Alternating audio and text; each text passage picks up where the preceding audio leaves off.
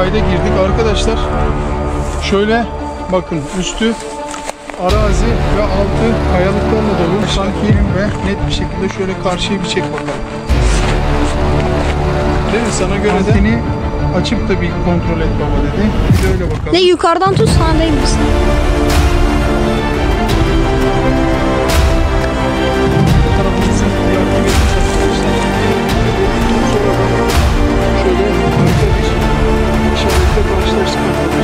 Anlamı var arkadaşlar. Tabii bu anlamları birleştirmek gerekiyor. Şöyle eğil. Eğil. Bakın bir oyma. 2 Dedektör.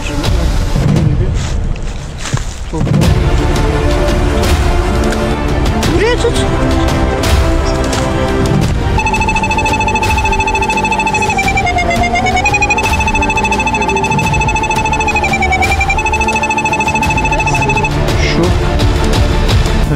Yeşil hat. Yeşil hat, kırmızı hat, malzeme.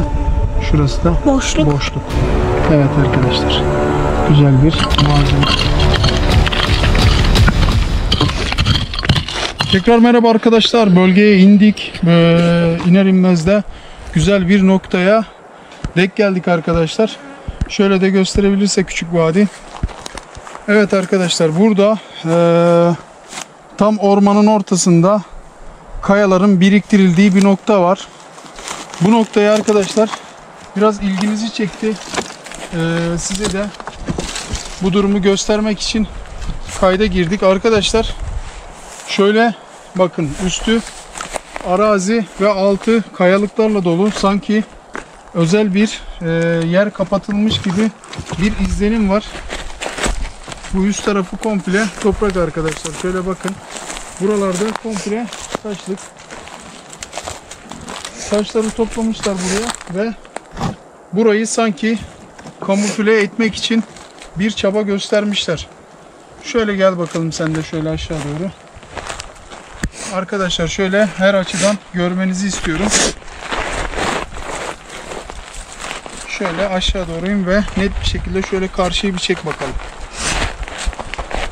Değil mi? Sana göre de burası bir sanki yarım höyük gibi duruyor arkadaşlar. Aynen. Etraf full ağaçlarla kaplı. Evet. Etrafta full çam ağaçlarıyla kaplı ama merkezi noktada buraya taş yığmışlar. Ev yıkığı olabilir mi? Çok ilginç.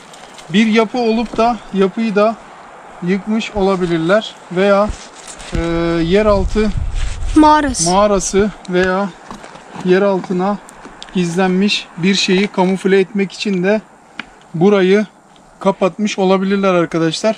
Alan taramamızda bir kontroller sağlayacağım. Bakalım burada herhangi bir şey var mı? Hep beraber görelim arkadaşlar. Şöyle şurada bir aktif edelim bakalım. Alan tarama ne tepki verecek? Evet, alan taramamız şu an değerli de arkadaşlar. Bu arada kış ayındayız ama hava gerçekten çok güzel. Bakın, hırkalarımız da üstümüzde. Hava ama çok giymiyoruz. güzel olduğu için tişörtle duruyoruz. O kadar sıcak diyebilirim.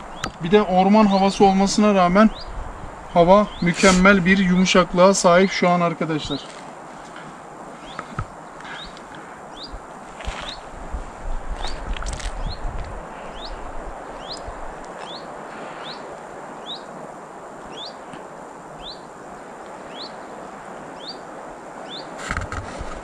Evet arkadaşlar, şu an alan taramamız aktif ve frekans peşinde. Frekans kovalıyor arkadaşlar.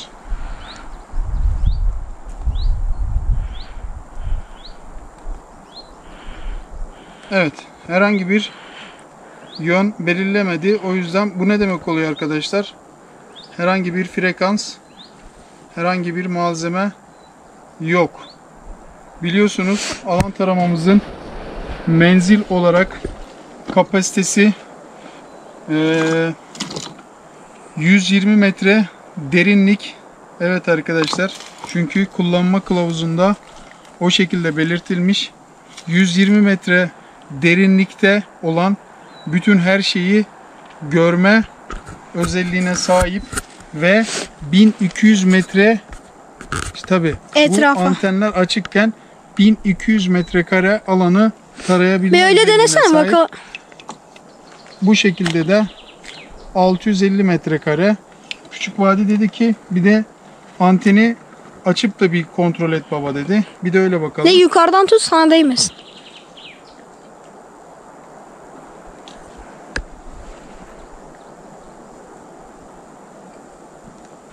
Belki yömeliler o tarafa falan gideriz. Evet.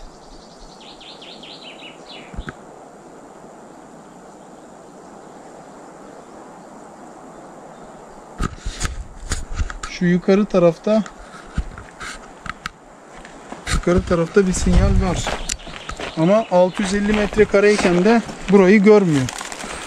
Bir de şurada aktif edelim.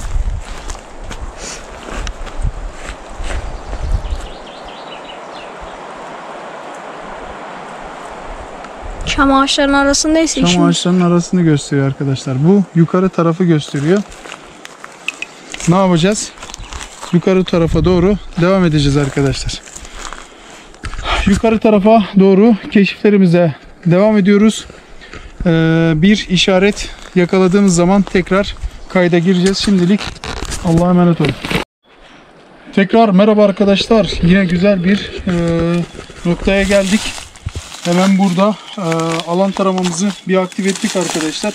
Aktif ettikten sonra da şöyle harika bir işaretle karşılaştık arkadaşlar. Güzel bir sinyal yakaladık. İşaretler de var. O işaretleri size göstereyim. Gel bakalım şöyle. Evet, Küçük Vadi. Şöyle kamerayı versin. Bakın arkadaşlar şurada göz şeklinde iki tane yan yana oyma var. 1, 2. Ve şurada V şeklinde, bakın V şeklinde bir işaretimiz var. Evet, bunu da çok belirgin bir şekilde görebilirsiniz.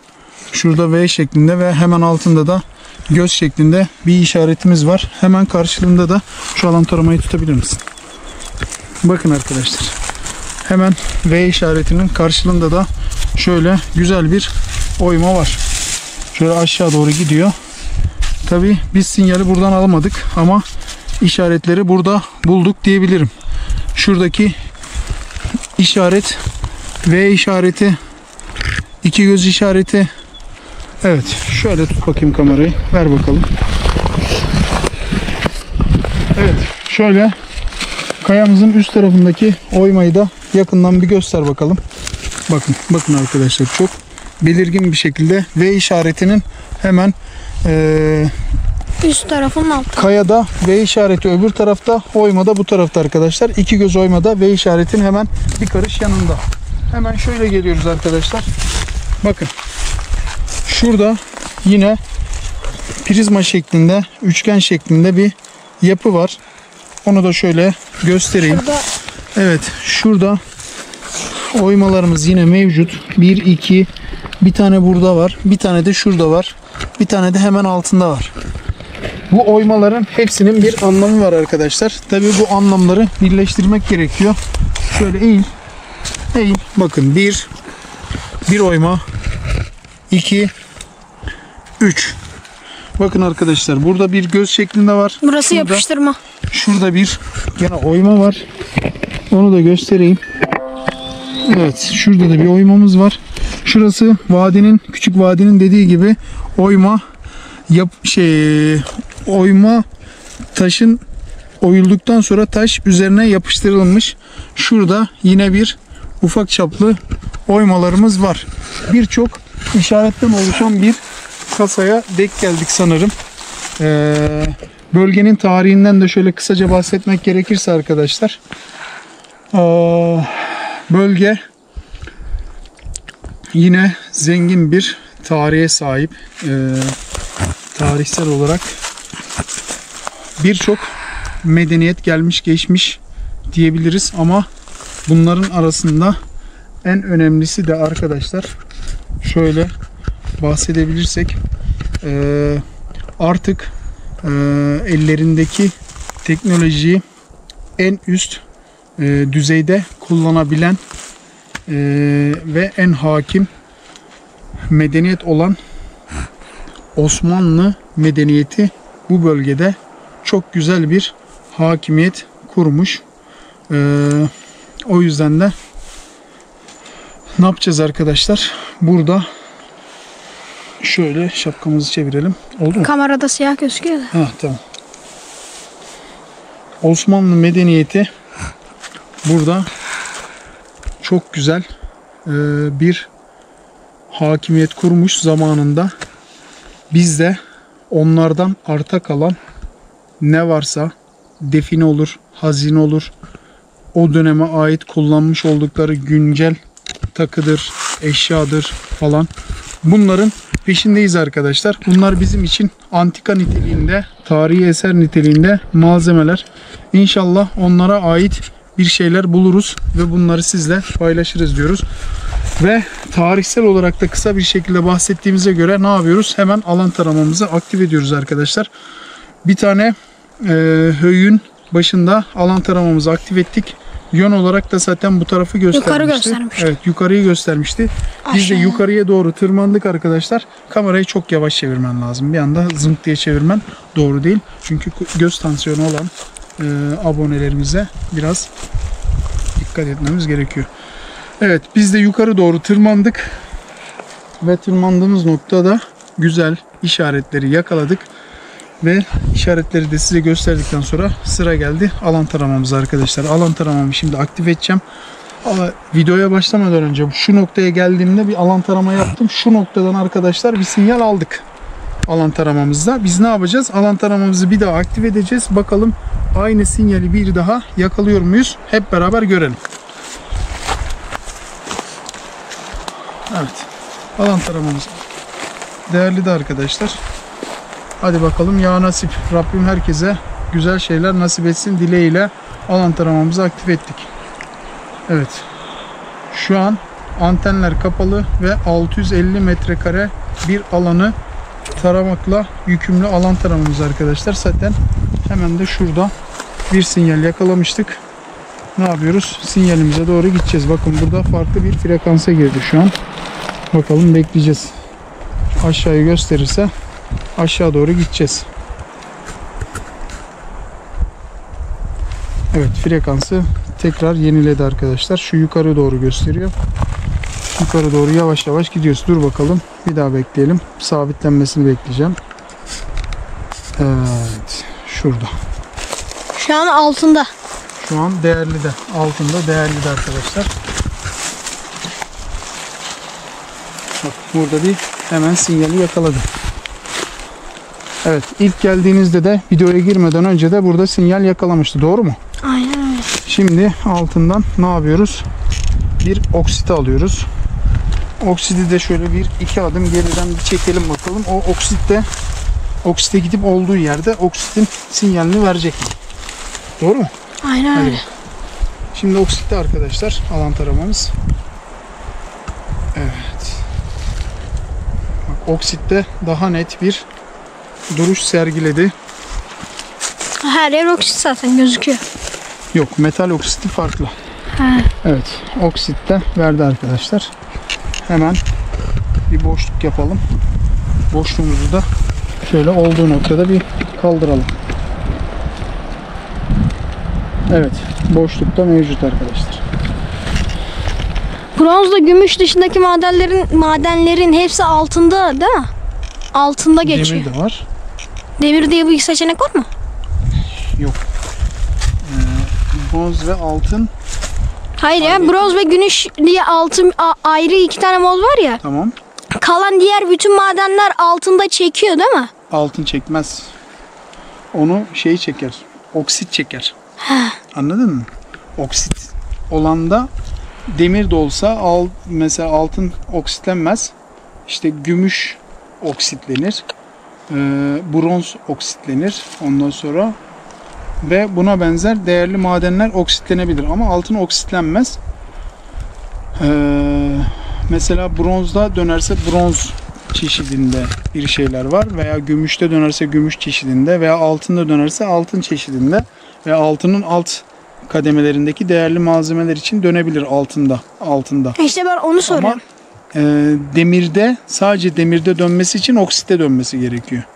Sadece demiri göstermez yani, anladın mı? Öyle söyleyeyim sana.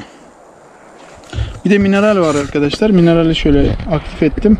Mineralde Bakalım sağ sol yapıyordu. Evet, mineralde farklı bir etkileşime giriyordu alan tarama. Mineralde sağ sol kafa sallıyor. Şu an burada bir mineral gözükmüyor arkadaşlar. Yok denecek kadar az diyebiliriz. Evet, hemen dedektörümle de şuradaki bir sinyalimizi kontrol edelim. Alan taramamızı alalım buraya.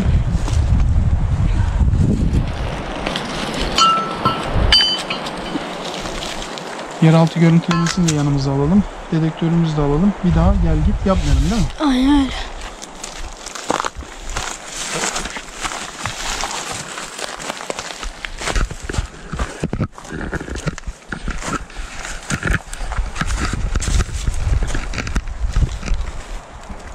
Evet. Şimdi arkadaşlar şeyimiz aktif. Dedektör. Dedektörümüz aktif. Şöyle bir toprağı bol olan bir yere şöyle bir tutalım bakalım. Buraya tut. Ne verecek? Öyle yapalım. Dur. Şöyle toprağı bol olan bir yerde.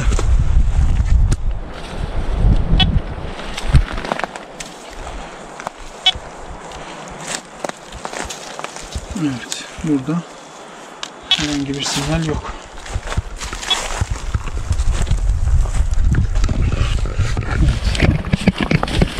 Alan taramamızın sinyal aldığı nokta. Bakın, alan taramanın seri bir şekilde döndüğü nokta.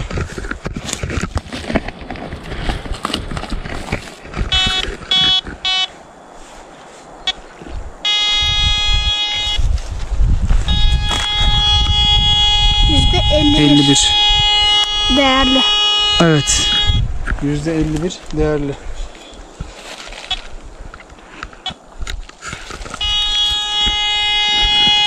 %57'ye çıktı, gördün mü? Aynen. Evet, şöyle bir yüksekliğine de bir bakalım mı? Bakalım. Yükseklikten ne kadar çekiyor? Bak.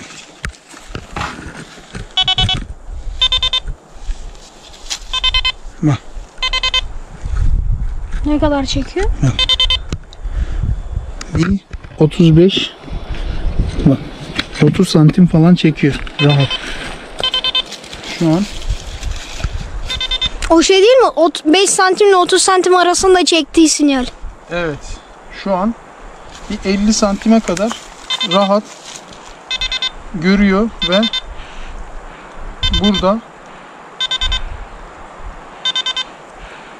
bir 50-60 santimlik bir mesafede bir malzeme olduğuna dair sinyal veriyor bak. Görüyor musun? Gördün mü? Aynen. Görünüyor mu? Hı. Bak. Evet.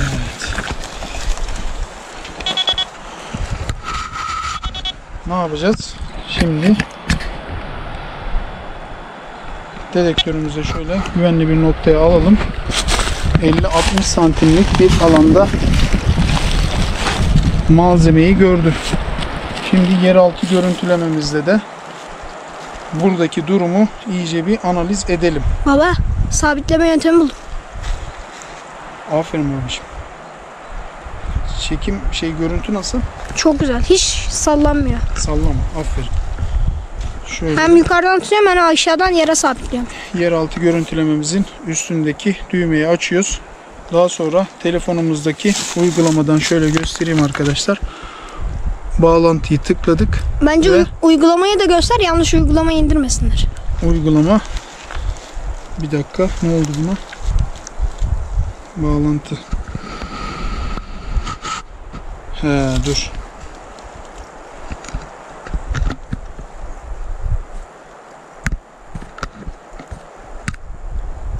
Kamera kapandı sandım. Bir dakika. Şarjım mı bitti? Yeraltı görüntülemesini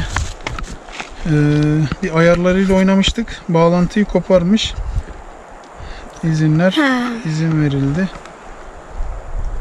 Lisans. Tamam. Şey de demiştik ondan dolayı değil mi? Evet. Çekilişte vereceğin yeraltı görüntü. Aynen öyle.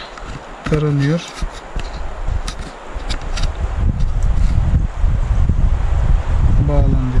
bağlandı. Evet. Şu an bağlandı arkadaşlar. Şöyle de göstereyim.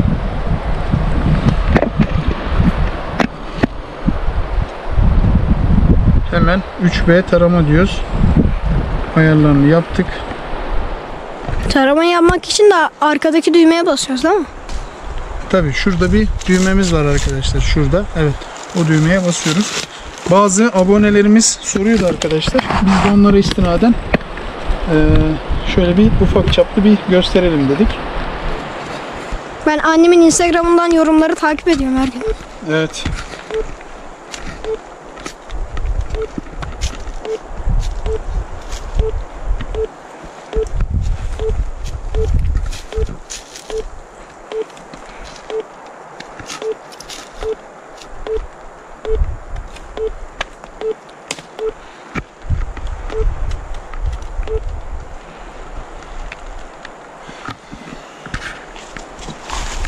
Hoppa.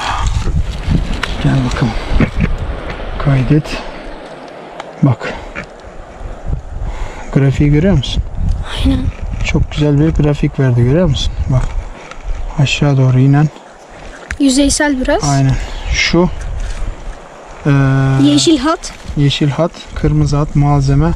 Şurası da Boşluk. boşluk. Evet arkadaşlar.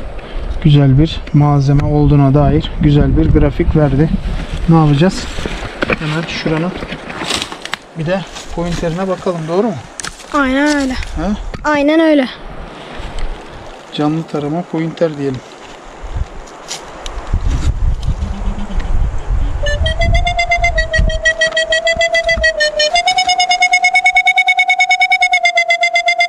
Bak, malzemenin olduğu yere doğru tutuyorum. Nasıl, kırmızı mı? Ne kadar? Yüzde kaç? 53. Yüzde 53. 90. Yüzde 90 değil mi? Bak. Malzemenin olduğu yere doğru tutuyorum. Bak. Grafikte malzemeyi verdiği noktaya doğru tutuyorum. Nasıl? Yüzde 90 mı? Yani harika bir Kurcaladıkça iniyor. malzeme var diyor değil mi? Evet. Yani. Yeraltı görüntüleme cihazımızla da Bak. olayımıza baktık. Hemen şu eldivenlerimizi giyip ne yapacağız? Önce iş güvenliği. İş güvenliği. Evet. Şurada bir taş ilgimi çekti. O taşı da göstermek istiyorum. Nerede? Şurada bak. Yukarıda.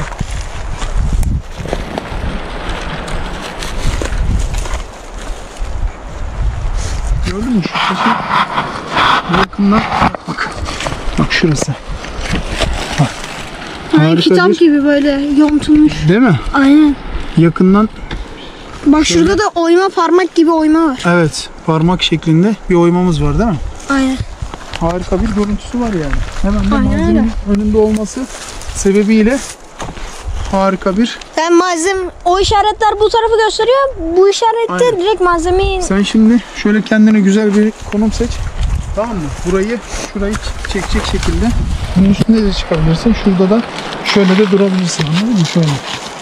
Şöyle durabilirsin. Nereye alacağım? Tamam. Anlaştık mı? Anlaştık. Güzel bir şekilde konumlan. Ben de hazırlıklarımı yapayım. Hemen geliyorum.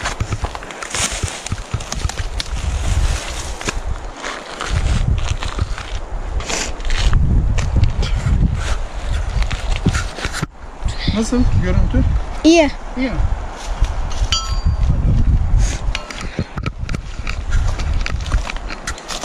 Levyemiz neredeydi?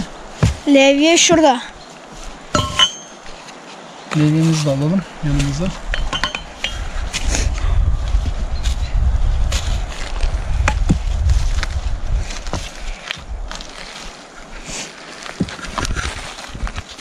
Hava da çok güzel maşallah, değil mi? Ha. Resmen biz. Havanın güzel olduğunu sineklerden anlayabiliyoruz. Evet. Hiç yokluk çektirmiyorlar. Aynen. Hava sıcak olduğu gibi gözümüze giriyor. Değil mi? Ha.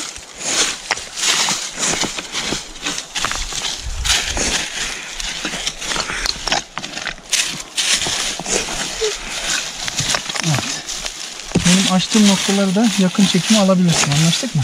Anlaştık. Burada bir yığma bir kısım var.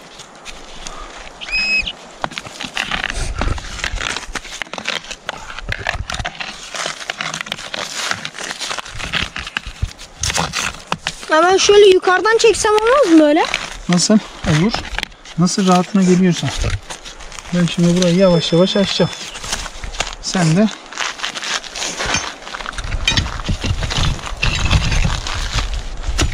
kendine en emniyetli olduğu noktadan çekebilirsin. Bak. Taşları görüyor musun? Aynen, kilit taşı gibi. Bak, oksitlenmeye bak. Gel yakınlaştır bak. Nasıl oksitlenme? Süper değil mi? Aynen. Hoppa.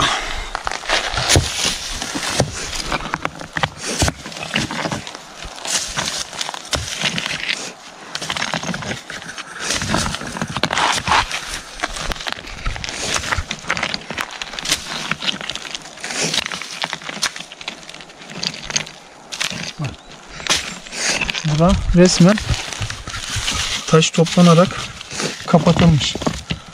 Görüyor musun? Aynen.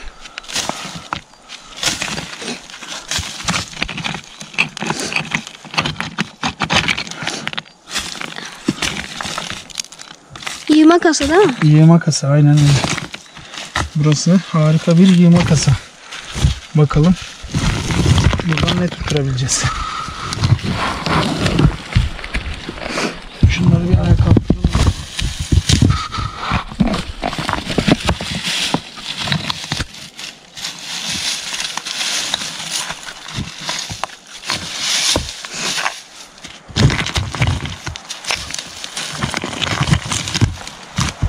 Evet.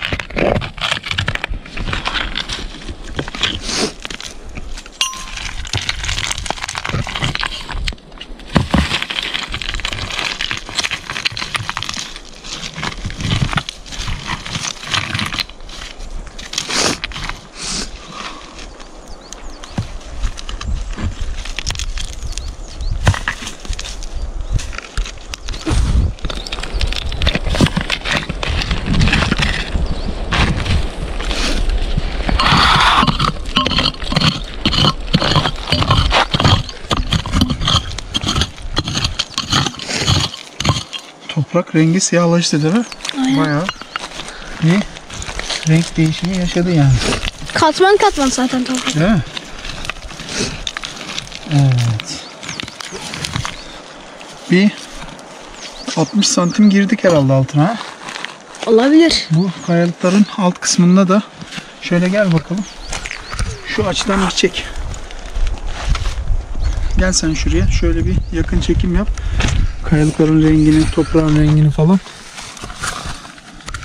Evet. Bak. Görüyor musun? İki taşın birleştiği nokta. Karınca yuvası. Bak şu taş ve şu taş ana taş. Büyük. Ve altı toprak. Üstü de taşlarla yığma olmuş. Hemen sen burada farklı bir noktaya konumlan. Şuraya. Evet. Daha net, güzel bir görüntü al şöyle karşıdan. Benim açtığım yerleri de görecek şekilde. Anlaştık mı?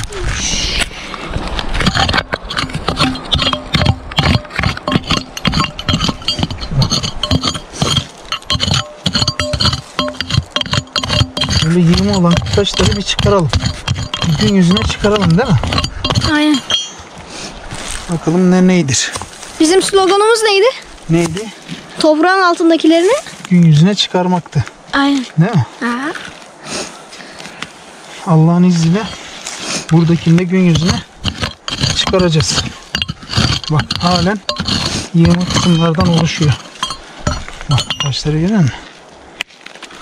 Valla ne oldu biliyor musun? Ne oldu? Pointer ayağımın altında titreşerek kapandı. Böcek sandım. Tam şurada. O korku sana biraz yeter. Korktun mu? Ha.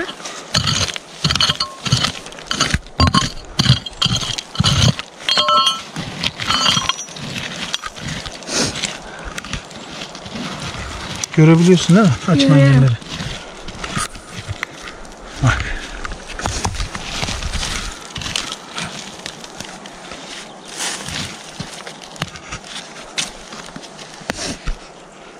Şöyle bir yakına gel bak. Evet, habire toprak alta doğru gidiyor.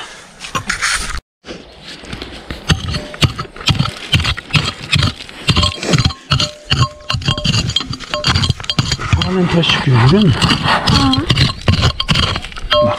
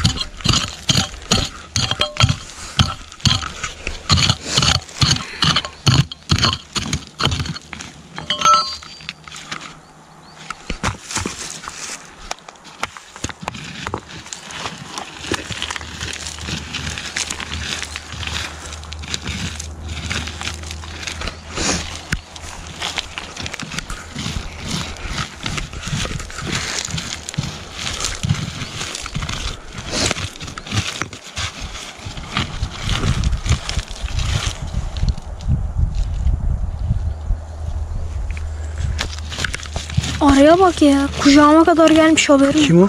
Arı. Arı mı? Ha. İnsan bir ses falan çıkarır. İnsan çıkarır, doğru, arı çıkaramaz. Arı nereden diyecek sana ben geliyorum? Hızz falan yapar. Nasıl?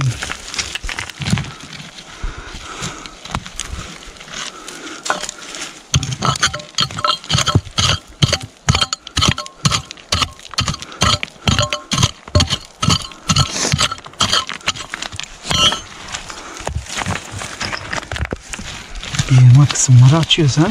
Aynen öyle.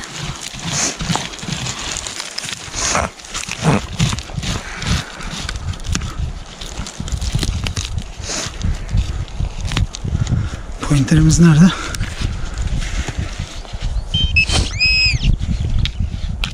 Baba, Efendim? hani böyle bazen böyle gittiğimiz bölgelerde işte Osmanlı diyoruz, eşkıya falan çıkıyor ya. Gel bak. Oo. Yoğunlaştı, görüyor musun? Evet. Hani Osmanlı diyoruz, eşkıya şeyleri falan çıkıyor ya. Evet. O eşkıya da olmayabilirmiş. Niye biliyor musun? Ne olabilir? Çünkü hani Osmanlı 600 yıl boyunca tüm dünyaya hükmetti ya. Tüm dünyadaki devletleri eline aldı ya.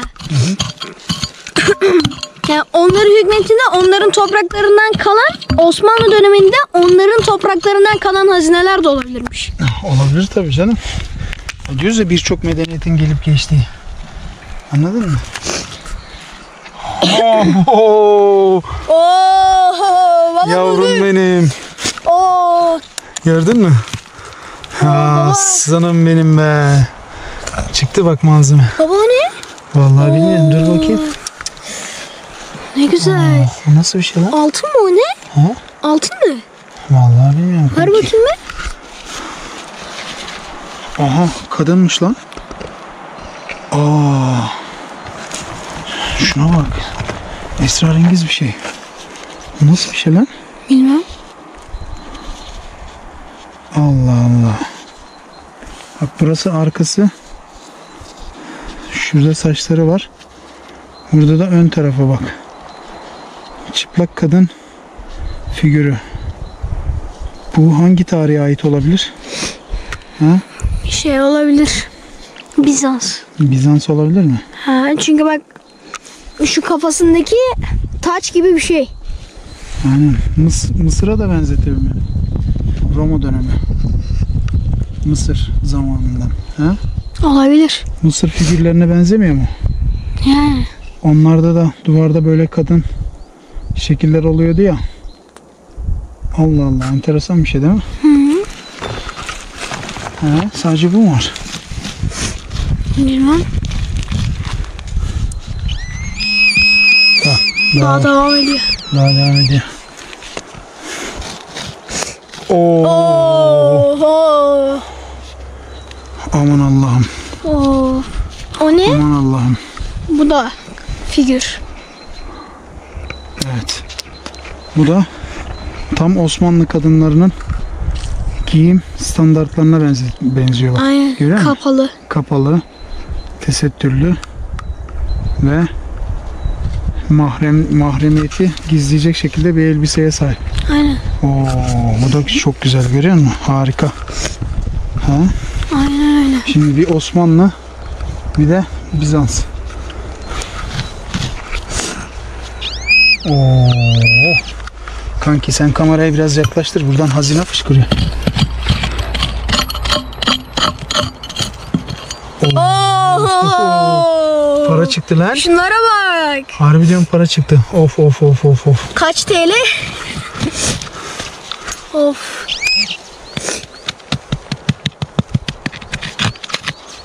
Suyu kurudu. Hazine fışkırıyor dedik. Aynen. Nasip buraya kadarmış. Nazar değdirdi. Nazar değdi. Şimdi dedektörle de bakacağım. Bu ne? Aa, kanki. Bak, burada çıkanların hepsi Roma dönemine ait. Evet, burada uzun yıllar Osmanlı hüküm sürmüş ama bak. Görüyor musun?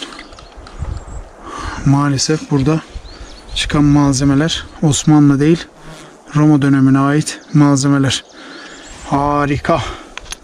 Ha, sen ne diyorsun? Aynen. Alalım bakayım heyecanlarını, fikirlerini. Ya bence sen şu kazan dedin ya. Bu Osmanlı diye. Osmanlı'da böyle kadınların her yeri kapalı olur ama bunun kolları açık. Açık mı? Aynen. Olabilir. Şu dedektörle bir daha bakacağım ben. Tamam mı? Bakalım. Malzememiz buraya kadar mı? Evet. Kanki. Malzeme Bu kadar. bu kadar. Sinyal bu kadar. Evet.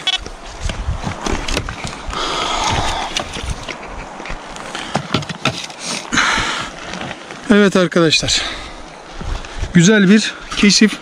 Harika bir kasa bulduk ve biz dönem olarak Osmanlı döneminden kalma bir şeyler beklerken malzemelerimiz tamamen Bizans veya Roma dönemi diyebiliriz. Çünkü paralar şu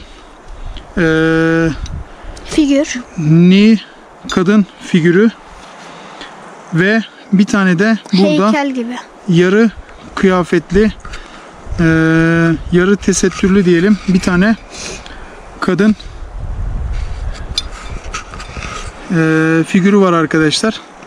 Hepsi buradaki yığma kasadan çıktı ve şeylerimizi de gördük arkadaşlar. Define işaretlerimizi de gördük. V şeklinde bir işaretimiz vardı. Çift göz işaretimiz vardı. Bir tane oymamız vardı. Ondan sonra bir de neyimiz vardı? Şurada Şöyle parmak bir düz şeklinde. bir taşımız vardı ve parmak şeklinde bir oymamız vardı arkadaşlar. Güzel bir define kasası, güzel bir ne diyoruz? Güzel işaretler, harika bir bölge ve tarihsel olarak da zengin medeniyetlerin yaşamış olduğu bölgedeyiz arkadaşlar ve harika malzemeler bulduk. Bulmaya da devam edeceğiz. Bu arada kısa bir hatırlatma arkadaşlar. Bu önümüzdeki hafta bir çekiliş videosu atmayı planlıyorum. Güzel birkaç parça hediye vereceğim. Tabii ki bu çekilişlerimizin arkası gelecek. Bizleri takipte kalın. Malzemelerimiz hakkında lütfen yorum atın. Malzemelerimizi de şöyle ufak çaplı evde tanıtım videoları yapacağım. Üyelere özel. Onları da yakından görmek isteyen abonelerimiz olursa onlara sunmak istiyorum. Sizleri seviyorum. Sağlıcakla kalın. Allah'a emanet olun. Bir sonraki macerada görüşmek dileğiyle. Hoşça kalın.